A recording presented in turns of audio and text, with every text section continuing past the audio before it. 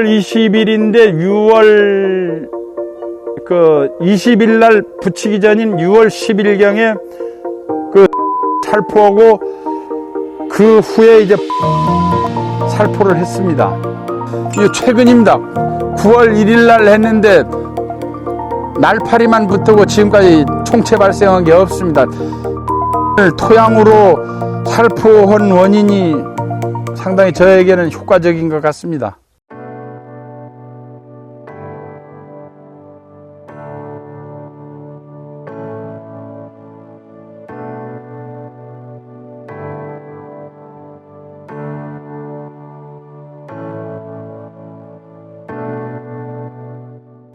감귤 농사를 하고 있는 이재광입니다. 그리고 한라봉이 우리가 1100평, 이제 네드양 1000평, 황금양 1000평, 노지에 12000평을 재배를 하고 있습니다. 83년도부터 노지 감귤을 시작을 했고, 이제 하우스는 2012년부터 하우스 재배를 했습니다. 그래서 여기 한라봉 재배는 고접 갱신했던 거를 다 뽑아내고, 이제 유목하고 이제 이 어린 유라실생 지금 식재가 되어 있습니다.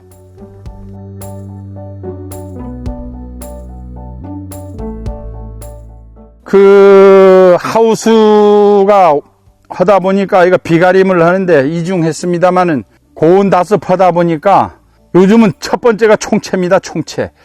총채는 한번 가해를 하면 이게 출하가 안 됩니다. 서울 가면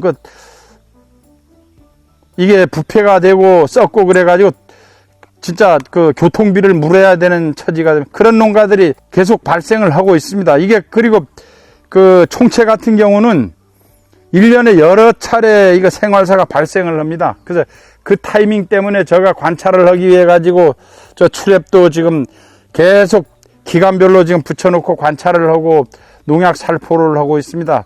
그러다 보니까 이제 크게 피해가 안 나면 진딧물이나 귤라방 같은 경우는 이게 도장성 가지는 가을에 제거를 해가지고 파쇄를 하면 됩니다. 근데 총채는 그 부분이 안 됩니다. 발생을 해서 한번 가해를 하면 이 잎사귀, 이파리나 이런 쪽에 지장이 있는 게 아니고 가을 열매에 희끗희끗하면서 거기가 감귤을 누르면 쑥 들어갑니다. 허옇게 되면서.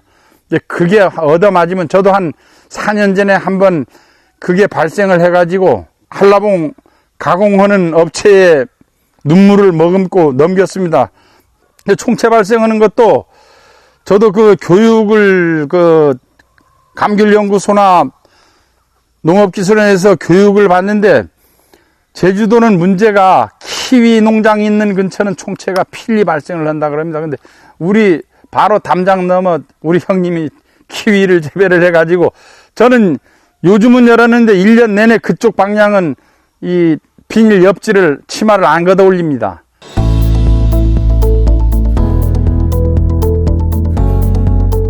원래는 농사도 잘 되고 있는데 총채 방제를 열심히 해야지 하는데 우연한 기회에 토양으로 한번 해보면 어떻겠냐는 권하는 부분이 있어가지고 그러면 한번 해보자 해서 타이밍을 맞춰가지고 제가 예찰을 하면서 그때 토양으로 살포를 했습니다. 토양으로 뿌리는 거니까 가루 해가지고 뿌렸더니 지금까지는 그게 크게 문제가 안 되고 그거 말고도 더원이나 퍼펙트 같은 이런 약재를 썼는데 지금까지는 크게 총체에 대해 가지고는 금년도는 크게 문제가 없는 것 같아요.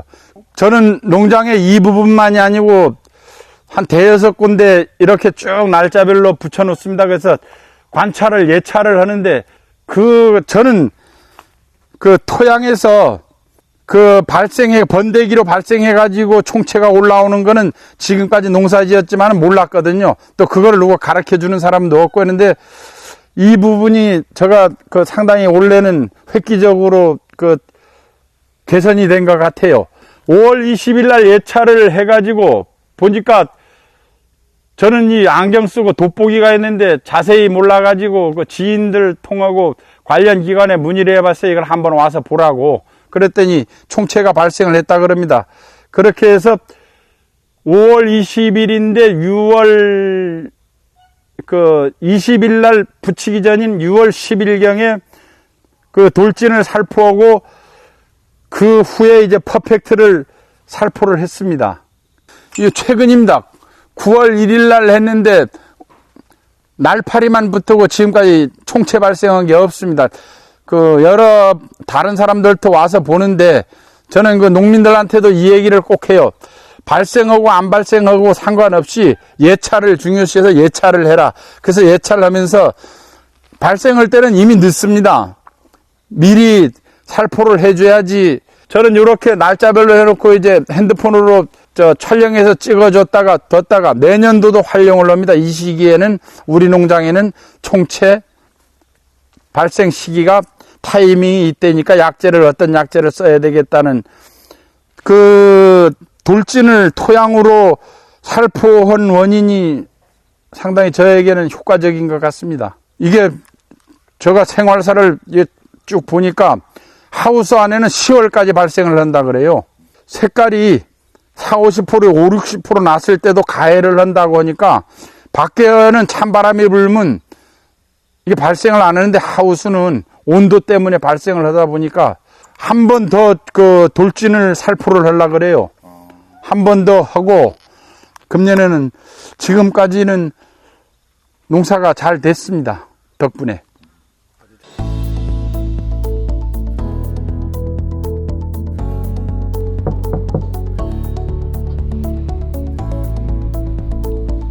안녕하세요.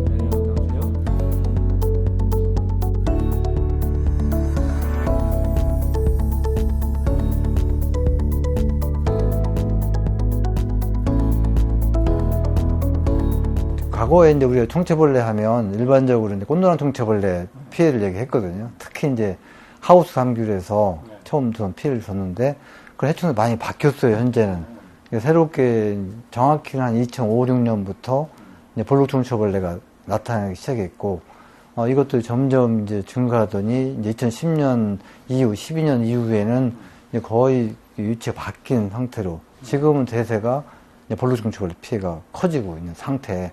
라고 할 수가 있죠. 모든 환경들이 총체벌레류 이제 발생이 증가하는 쪽으로 변화되고 있다고 볼 수가 있거든요. 또 하나가 이제 기후변화를 얘기하지 않을 수 없거든요. 따뜻해졌어요. 그럼 따뜻해지면 당연히 해충 발생이 이제 증가하는 거고, 그 다음, 이제 제주도의 어떤 재배 작물의 변화가 굉장히 크거든요. 총체벌레가 번식할 수 있는 그런 작물의 재배 면적이 계속 증가하고 있다 하는 거고요. 그리고 또 한 가지를 더 든다고 하면 이제 망감류 재배 면적이 많이 증가하고 비가림 재배가 증가했어요. 그러다 보니까 그런 환경 자체가 총체벌레가 발생하는 이런 환경으로 변했다고 볼 수 있죠. 기존 방제법을 보면 주로 경업 처리, 그러니까 나무 수상 우회 약재를 살포하는 이런 방법을 의지를 많이 했거든요. 특히 거기에다가 또 동일 약재를 계속 연용하는, 그래서 약재 내성이 증가하고, 그러면 기존 약재 효과가 떨어지고, 지금 방제할 방법이 없고, 경업 처리 위주로 한다는 얘기는 그 방제 타겟을 한 군데밖에 안 정했다는 거예요. 즉 성충이나 약충 위주로만 방제했다는 거죠. 그러니까 생활서를 보면 총체벌레는 알, 성충, 약충, 그 다음에 번데기 서식처는 토양으로 다르잖아요. 그러니까 우리가 방제의 타깃을 다양화시켜서 입체적으로 어떤 방제책을 짜는 생활사의 전체 틀에서 단계별로 이렇게 방제해주는 전략이 절대적으로 필요한 건 시기죠. 아마 약재 살포 한 달 정도 후에 제가 포장 방문을 하게 됐는데요. 실제 어떤 피해가 한쪽이 줄어든 상태가 유지되고 있었어요. 그래서 아마도 이제 그 토양 단계에서 이제 번데기 단계를 방지하는 이제 그 약재 처방, 약재 기술이 도입되면서 성충 발생을 지속적으로 줄여주시니까 발생이 낮춰지는 것으로 이제 해석할 수 있었고요. 이제 이 총체벌레가 이제 그 신초에서 증식해서 나중에 순이 굳어지면 과실 열매로 옮겨가 열매 피해가 나오거든요.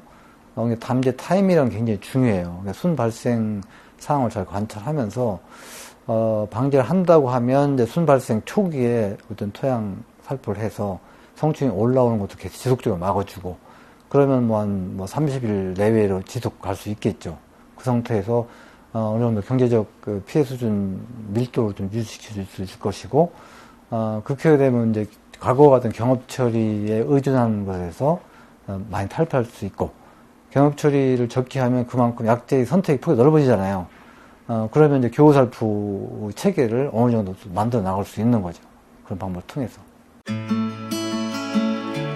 요즘 부쩍 어렵습니다. 외국인들 와도 다 다른 데로 빠져불고 해가지고, 예, 그런데 농업인 여러분들이 잘 돼가지고, 저도 돈 버는 농업인만 보고 접했으면 좋겠습니다.